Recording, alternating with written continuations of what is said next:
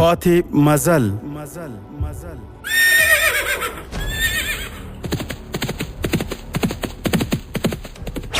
د تاریخي ناولونو ځانګړې خپرونه.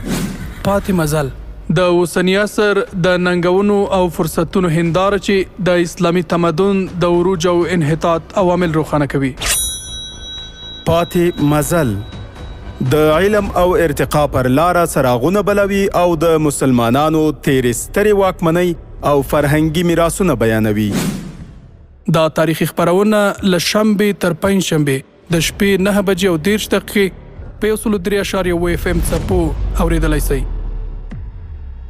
امید رادیو د اسلامي تاریخ رښتینې پاڼه.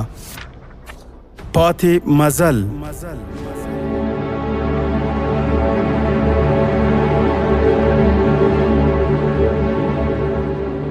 د امید رادیو ډیرو قدرمنو اوریدونکو هیله ده چې ټول به روغ جوړ او په ورځنیو چارو کې بریالي اوسئ. پیل کوو د پاتې مزل په نننۍ خپرونه. هیله ده چې د خپرونې تر پایه راسره پاتې شي. الحمدلله رب العالمین والصلاة والسلام على سید المرسلین قائد المجاهدین سید الانصار والمهاجرین وعلى آله واصحابه اجمعین. اما بعد ورونو، په تیره برخه کې تاسې واورېدل چې جولین مصعب بن نصیر رحمه الله ته له ډېرو تحفو سره راغلی و، او د برخې په پای کې تاسې واورېدل چې جولین وویل د مصر او افریقا امیره، ما تاسې ته یو بله ډالۍ هم راوړې ده، خو هغه به تاسې په خپله لاسته راوړئ او د هغې پسې به ورځئ. زه به د هغې په لاسته راوړلو کې هم در سره ملګری وم. د هغې ډالۍ په لاره کې تور سمندر پروت دی. زه به ستاسې سره خپلې کښتۍ او لارښوونکي ولېږم. ورونو، مصعب بن نصیر د جولین په ځواب کې وویل یوازې الله تعالی د زړونو په راز ښه پوهېږي. ستاسې راتلل هم زما له پوهې څخه پورته دي، او د کومې ډالۍ چې تاسې یادونه کوئ په هغې باندې زه نه پوهېږم. آیا تاسې خپل مقصد په داسې کلماتو نشي بیانولی چې زما په شان ناپوهه هم په هغه باندې پوه شي؟ جولین وویل د هغې ډالۍ نوم اندلس دی. اندلس یو هیواد دی چې تاسې د هغې څخه راخبره یاستئ. تاسې دا هیواد په خپله امپراتورۍ کې داخلولی شئ، او له هغه څخه یې خواته فرانسه ده. کله چې تاسې اندلس ونیسئ نو بیا فرانسه هم خپلولی شئ. ورونو، لکه څرنګه چې مخکې هم تاسې ته د اندلس په اړه باندې څه ناڅه معلومات وړاندې سول، خو آیا پوهېږئ چې اندلس کومه ځمکه ده؟ ورونو، اندلس یعنې اوسنۍ اسپانیا او پرتګال. لکه څنګه مو چې مخکې وویل د اروپا په جنوب غرب کې پروت دی، چې لویدیځ خواته یې بحر محیط او ختیځ او جنوب خواته یې سپینه بحیره پرته ده. د جبل طارق تنګی یې له المغرب څخه جلا کوي. زیاته برخه له دنګو او ښکلو غرونو څخه ډکه ده. ښکلی وطن دی، ښه هوا او کلکه خاوره لري. خو اندلس پخوا له اسلام څخه په منځنیو پیړیو کې د ناپوهۍ، ظلم او اجتماعي توپیرونو په تیارو کې ډوب او د کلیسا په غلامۍ کې و. د دې لپاره چې راته څرګنده شي چې کلیسا تر کوم سرحده پورې پرېوتې وه، بس ته چې ووایو کلیسا مینځل او پاکول ناروا ګڼلي وو، او ویل یې چې د روح په پاکوالي بدن خپله په خپله پاکیږي. ان تر دې چې ځینو راهبانو به په دې هم افتخار کوو چې په ټول عمر کې د پښو مینځلو ګناه نه ده کړې. د اسلام تر راتګ یې د مخه مینځل حرام ګڼل. خو ورونو، د اسلام د راتګ نه پس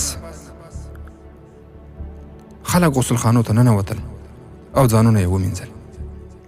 ښځې یې که څه هم مورګانې یا سکه خورګانې وې، چټل یې ګڼلې. نه به یې یو ځای ورسره ژوند کاوه، نه یې خبرې ورسره کولې، او داسې یې ترې تېښته کوله لکه سړی چې د پمن ناروغ څخه تېښته کوي. نو ورونو، په همدې اساس باندې جولین هم د مصعب بن نصیر رحمه الله پام د اندلس خواته ور اړاو چې هغه ډیره یو ارزښتمنده او سرسبزه سیمه وه. مصعب بن نصیر وپوښتل د اسلامي امپراتورۍ سره یې ستا څه؟ د خپل بادشاه راډریک او خپل مذهبي مشرانو سره د دښمني ده چې دلته د هغوی په هکله باندې ما ته اوس خبرې کوي. جولین ځواب ورکړ: آیا تاسې په دې خبره نه یاستئ چې زه راډریک تباه جوړ کوم؟ هغه زه ستاسې په لاره کې خنډ ګرځولی یم. هغه په دې باندې ویریږي چې مسلمانان دومره ځواکمن شوي دي چې رومیان او فارسیان یې په ګونډو کړل او اوس تر شمالي افریقا پورې هم را رسېدلي. بربري قومونه یې په اسلام کې داخل او د هغوی څخه یو منظم پوځ او لښکر جوړ کړ. راډریک ویریږي چې اوس هغوی د اندلس له لارې اروپا ته داخل نشي. خو موسی بن نصیر ورڅخه وپوښتل: آیا ته زموږ او راډریک ترمنځ بې پرې او بې طرفه پاتې کېدل غواړې؟ جولین وویل: دا وروستۍ خبرې دي. لومړی زما پوره خبره واوره او زما د یوې پوښتنې ځواب راکړه، او هغه دا چې آیا تا په دې باندې فکر کړی چې د اندلس په شان باندې ښکلې او ښایسته خاوره ونیسې او هلته د اسلام دین خپور کړې؟ موسی بن نصیر ځواب ورکړ: نه، زما سره دومره پوځ نشته، نه ماته دومره کومک او مرسته راکړل کېږي چې د اندلس د دومره لوی پوځ سره جګړه وکړم. خو وروڼه، موسی بن نصیر یو هوښیار، ځیرک او دوراندیشه اتل و چې خپلې د زړه خبرې یې دښمن ته نه کولې. موسی بن نصیر ورته د زړه خبره ونه کړه، ځکه چې هغه څو ځلې هم دا پلان جوړ کړی و چې د سمندر څخه بلې خواته هم خپل هېواد پراخ کړي. هغه د خپلو سالارانو او پوځي مشرانو سره هم په دې هکله سلا مشورې کړې وې. هغه په دمشق کې د مسلمانانو عمومي امیر ته هم خبر ورکړی و چې اجازه ورڅخه ترلاسه کړي. په دغه وخت کې د مسلمانانو عمومي امیر ولید بن عبدالملک و، کوم چې هر وخت د فتوحاتو او پرمختګ پلوي کوونکی او مرسته کوونکی و. ورونه، که چېرته د امویانو خلافت ته ور وګرځو چې هغوی له 40 هجري څخه چې مطابق د 660 میلادي بیا تر 132 هجري چې مطابق 150 میلادي سره سمون خوري حکومت یې وکړ، چې اولنی خلیفه یې جلیل القدر صحابي حضرت معاویه ابن ابي سفیان رضی الله عنه. د معاویه رضی الله تعالی عنه څخه وروسته نور مشهور اموي خلیفګان هم تیر شوي دي، لکه عبدالملک بن مروان او د هغه زامن چې په دغو زامنو کې ولید بن عبدالملک هم شامل دی، او نور زامن یې لکه سلیمان، یزید، هشام او همدارنګه 5م راشده خلیفه حضرت عمر بن عبدالعزیز رحمه الله هم د اموي خلیفګانو له جملې څخه دی چې نړۍ یې له امن او امان څخه ډکه کړې وه. په هغه وخت کې هم موسی بن نصیر دغه خبره د مسلمانانو تر عمومي امیر ولید بن عبدالملک پورې هم رسولې وه. ورونو، همدارنګه محمد بن قاسم د همدې ولید بن عبدالملک رحمه الله له خوا څخه د هندوستان نیولو ته استول شوی و. خو ورونو، موسی بن نصیر یوه کمزوري لرله، هغه دا چې مسلمانانو تر اوسه پورې لا قوي او ځواکمنه بحري او سمندري قوه نه درلوده، او نه هغوی په دې برخه کې پوره تجربه کړې وه. څرنګه چې د افریقا او اندلس ترمنځ سمندر او بحر پروت و، نو د هغې لپاره بحري ځواک او د بحري جګړې تجربه پکار وه، او د جګړې په وخت کې دې دواړو ته اړتیا لیدل کېده، او موسی بن نصیر په همدې سبب مخکې او وروسته کېده. موسی بن نصیر جولین ته ځکه حقیقت څرګند نه کړ چې په هغې شک پیدا شو چې کېدای شي هغه به د راز معلومولو لپاره راغلی وي چې آیا مسلمانان خو د اندلس په هکله څه پلان نه لري. بله دا چې که مسلمانان همداسې بېکاره ناست وي نو په هغوی باندې به برید وکړي او له منځه به یې یوسي. خو جولین وویل: تاسې ته به شاید څرګنده نه وي چې اندلس د طبیعت نمونه او مثالي هېواد دی. هر لوري ته شنه زرغون بوټي، واښه، ګلان او ونې دي. که مړی هم هغه وګوري نو ژوندی به شي. اندلس د اوبو د سیندونو او نهرونو هېواد دی. هغه د شنو زرغونو او ځنګل لرونکو غرونو او درو هېواد دی. د هغه هېواد ځمکه سره او سپین زر راټوکوي. په هغې ځمکې کې خزانې او کانونه ښخ دي. که تاسې یو ځل هغه لوري ته ولاړ شئ، بیا به افریقا او عربي دښتو او بیابانونو ته سترګې هم ور وانړوئ. د هغې خاورې اوسېدونکي حسین او ښکلي دي. د هغې خاورې حسین نجونې او میرمنې د جادو په شان باندې اغېز کوونکي دي. تاسې د جنت کیسې اورېدلې دي، خو هغه کیسې له مرګ څخه وروسته دي. چاته به ورکول کېږي او چاته به نه ورکول کېږي. که تاسې اندلس ته ولاړ شئ نو خپله به ووایي چې همدا جنت دی. ای د افریقا امیره، تاسو څه فکر کوئ؟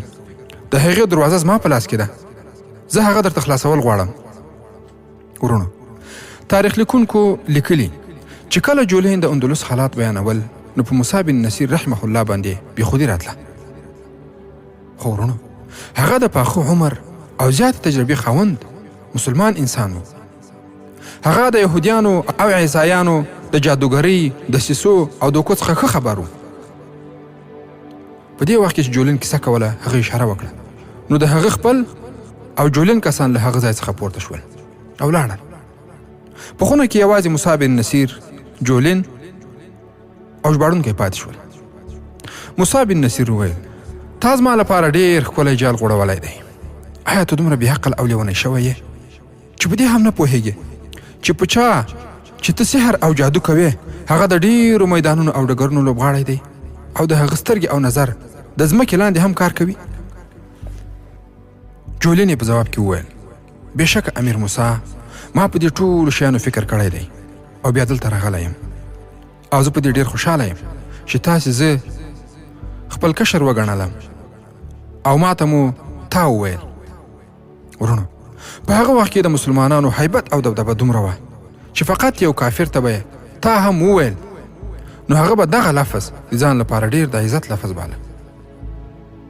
اوس اجازه راکړه چې زه درته څه نور شیان هم ووایم.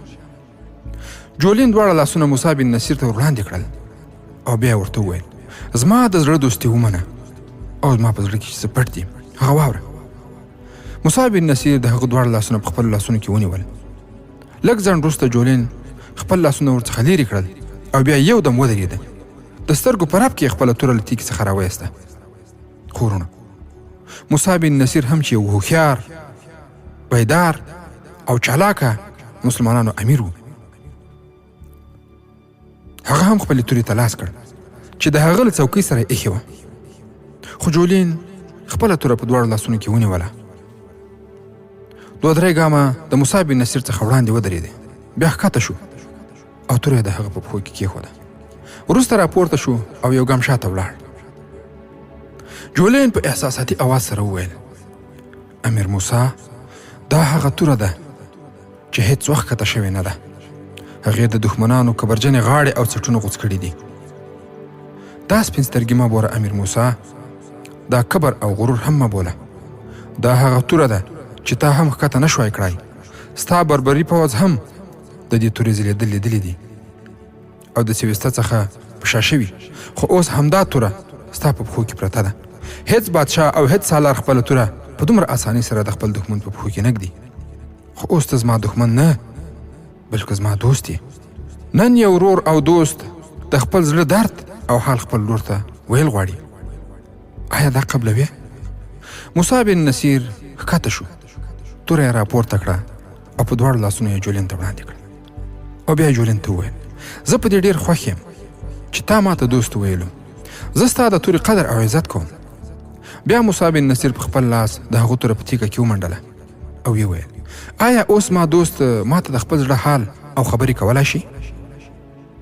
جولین ځواب ورکړ: هو، د کومې خبرې د کولو لپاره چې زه دلته راغلی یم هغه درته وایم.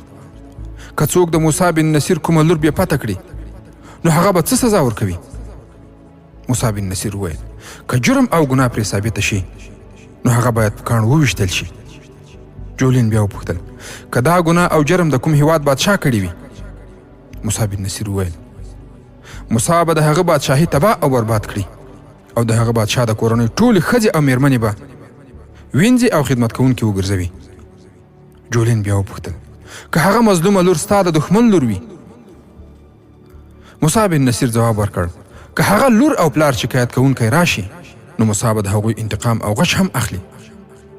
خدا به ګوري چې هسې نه د خپل هیواد خلک یې په کومه کنده کې ونه لویږي. ورونو، ځیرک او لیرې فکر کوونکي امیران هیڅکله د احساساتو په دریاب کې خپل ځان او قوم نه لاهو کوي. خپل ځان او قوم نه لاهو کوي بلکې لوی فیصلې په پوره هوش او ژور فکر سره ترسره کوي چې الحمدلله زموږ د اسلامي امارات عمرا هم د اسلافو په نقش قدم باندې پلک دي او روان دي. جولین یې په ځواب کې وویل نه، ستاسې هیواد او امپراتوري ته هیڅ ډول خطر نشته، بلکې ستاسې هیواد به نور هم پراخ شي. اوس نو واوره موسی، هغه مظلوم پلار زه یم او بیا پته شوې لور هم زما ده. موسی ورڅخه وپوښتل بیا نو ستا ځلېدونکې توره ولې په تیکې کې ده؟ ستا توره ولې زما په پښو کې پرېوته؟ جولین ځواب ورکړ ځکه چې ګناهګار او مجرم زما څخه ډېر ځواکمن او قوي دی. هغه د اندلس بادشاه راډریک دی. په ځینې تاریخونو کې د راډریک نوم رزریق هم راغلی دی. خیر، موسی بن نصیر ورڅخه وپوښتل راډریک بادشاه ستا لور ته څنګه راورسېد؟ جولین وویل امیر موسی، سره د دې چې زه راډریک بادشاه ته مالیات او باج هم ورکوم، خو زه د اندلس د پادشاهي کورنۍ غړی او شهزاده یم. یو وخت زما سیوسته آزاد هیواد و، وروسته بیا د اندلس بادشاه د سیوسته دفاع او ساتنه په خپله غاړه واخیسته او په دې توګه هغه د اندلس یوه برخه او ولایت وګرځېده. زه د واکمن او ټولواک څخه والي او گورنر شو. د اندلس په هیواد کې دا دود او رواج دی چې د کوم پادشاه یا چارواکي لور پیغله شي، هغه باید د څو کالونو لپاره بادشاهي ماڼۍ او قصر ته واستول شي چې هلته بادشاهي آداب، طریقه او سلیقه زده کړي او د همدې لپاره ټول اړوند چارواکي خپلې لورګانې هلته خامخا استوي. ما د همدې دود او رواج پر بنسټ خپله لور فلوریدا د راډریک ماڼۍ او قصر ته واستوله. د هغې عمر 19 کاله کېده. څرنګه چې انجونو ته د آدابو او اخلاقو روزنه ورکول کېده، نو هغوی ټولې د میرمنو او ښځینه ښوونکو تر څار او روزلې لاندې وي. د هغوی سره د نارینه‌و هېڅ اړیکې نه وي او نه هلته نارینه ورتلای شوای. خو زما لور ماته احوال را لېږلی چې راډریک زما عفت او عصمت لوټ کړ. موسی بن نصیر رحمه الله له جولین څخه د ډېرو معلوماتو په هکله باندې پوښتنې کولې. هغه وویل ستا لور اوس چیرې ده؟ جولین ځواب ورکړ ما هغه له طلایتلې څخه سیوسته ته راوستې ده. ورونو، طلایتله د اندلس پلازمینه ده. جولین موسی بن نصیر رحمه الله ته وویل که ته غواړې نو د هغې څخه څه پوښتنې کولی شې. هغه به دلته زه راوغواړم امیر موسی. زه د راډریک څخه د خپل عزت او پت ماتولو غچ اخلم، خو د هغې یوه لار دا ده چې هغه زه ووژنم، خو دا لاره امکان نه لري ځکه هغه د باندې ډېر کم ګرځي چې بیا هم د هغه سره ډېر ساتونکي وي. خو ما یو بله لار سنجولې او د هماغې د عملي کولو لپاره زه تاسې ته راغلی یم. هغه دا چې تاسې په اندلس باندې برید وکړئ.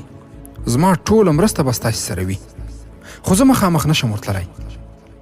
بېشکه چې د اندلس پوځ ډېر زیات دی چې د شمیر او تعداد په لحاظ هغوی ته تاسې ماتې نشي ورکولی. خو کوم نظم، احساسات او جوش چې ستاسې په پوځ کې شته، هغه د راډریک په پوځ او لښکر کې نسته.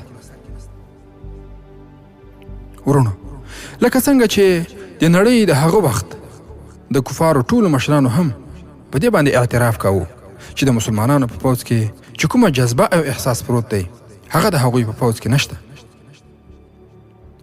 اوس هم په اسلامي پوځ کې رښتینی احساس او جذبه موجوده ده او دا هغه زیور دی چې د نورو کفري نړۍ پوځونه دا شتمني نه لري.